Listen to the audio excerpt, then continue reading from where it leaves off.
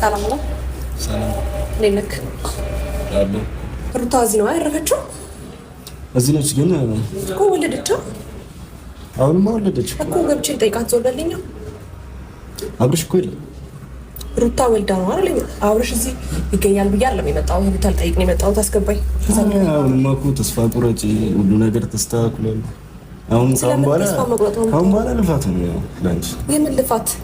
ምን ብለሽ ባለፈሽ በርሊያስ ቆመ እንደዛ ታስወራኝ። እኔ ካንተ ጋር ልነጋገር አይደለም የመጣሁት እዚህ ገባ። ካንተን ፈልጌ አይደለም የመጣሁት። አሁንማ ሩታ የወለደ ሰው ልጠይቅ ነው የመጣሁት። የወንድ ልጅ እናት ሆናለች። እንኳን ደስ አለ። ደስ ብሎናል። በጣም ሁላችንም ደስ ብሎናል።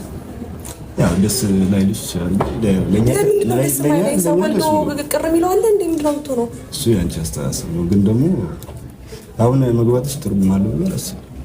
ይመለከታል። እኔ ሩታ ልጠይቃት ነው የመጣሁት። ዞር በል አሳልፈኝና